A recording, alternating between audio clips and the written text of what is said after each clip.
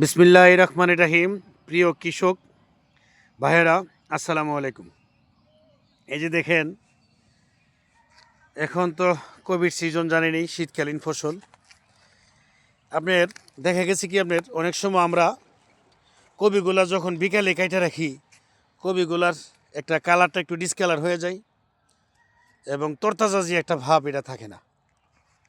তাই আপনার কবির পাতাগুলা দেখা গেছে কি, যখন রৌদ্রটা ছিল তখনই আমরা এটা, আর রৌদ্র তো খুব কম, যাক আজকে কালকে ধরে রৌদ্র আপনার কেটে রাখা হয়েছে। সকালবেলা দেখা গেছে কি, আপনার যখন বাজারে পাঠানো হবে তখন কবিগুলা খুব দেখাইটা ডাইরেক্ট গাড়িতে ওঠানো হয়ে যাবে।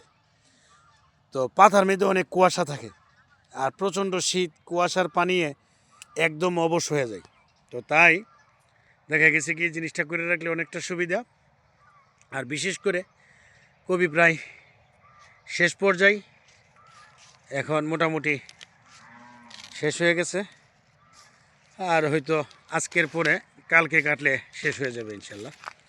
তো যাই হোক, এই হলো বিষয়। তো যারা বিশেষ করে কবি করেন, এটা অনেকেই জানেন, তারপরও ভিডিওর মাধ্যমে এটা করে রাখবেন। শীতের দিন যেহেতু প্রচণ্ড শীত, অন্তত শীতটা থেকে আপনার পানিটা থেকে বেঁচে থাকতে পারলেন, কবিটা আপনার এটা তরতাজা থাকলো এবং ফ্রেশ থাকলো। এই হলো। তো যাই হোক, কবির পরে আবার চিন্তা ভাবনা করতেছে শশা করা হবে।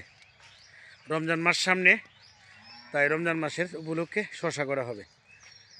তো সকলেই ভালো থাকবেন, ভালো লাগলে লাইক কমেন্ট করবেন, অবশ্যই ইউটিউব চ্যানেল মাশাআল্লাহ ভুঁইয়া একটু সাবস্ক্রাইব করবেন। আসসালামু আলাইকুম, আল্লাহ হাফেজ।